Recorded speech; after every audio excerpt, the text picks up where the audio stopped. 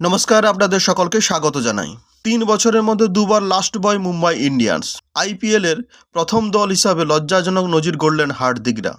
এই নিয়ে মুম্বাই ইন্ডিয়ান্স গত ৩ বছরে দুবার আইপিএল পয়েন্ট টেবিলে ১০ নম্বরে শেষ করল। এর আগে রোহিত শর্মার নেতৃত্বে ২০২২ সালে মুম্বাই ইন্ডিয়ান্স লাস্ট বয় হয়েছিল।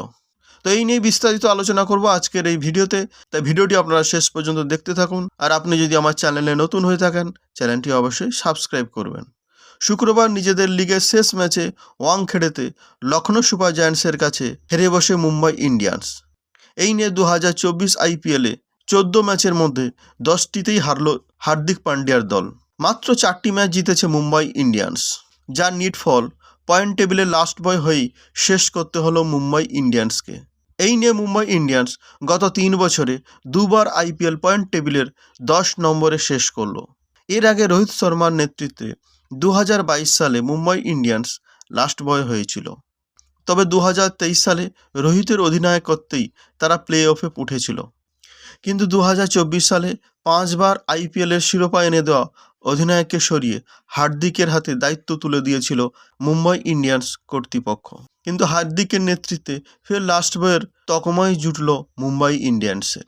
এই নিয়ে আইপিএল মোট ৪ বা ১০ দলে খেলা হয়েছে, তার মধ্যে মুম্বাই ইন্ডিয়ান্স প্রথম দল যারা দুবার আইপিএলে ১০ নম্বরে শেষ করলো, অর্থাৎ লাস্ট বয় হলো। এর আগে দিল্লি ডেয়ার ডেভিলস ২০১১ সালে ১০-এ শেষ করেছিল।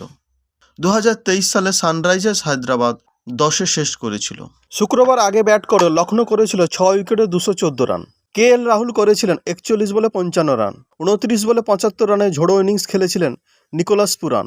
জবাবে মুম্বাই থামে ৬ উইকেটে ১৯৬ রানে। ৩৮ বলে ৬৮ রান করেন রোহিত শর্মা।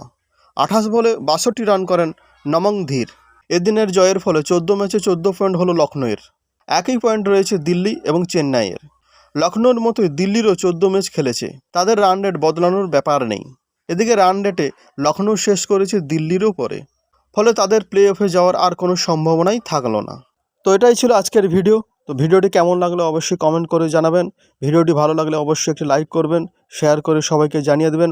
আর চ্যানেলে নতুন হলে চ্যানেলটি অবশ্যই সাবস্ক্রাইব করবেন। সবাই ভালো থাকবেন, সবাইকে ভালো রাখবেন। জয় হিন্দ, বন্দে মাতরম।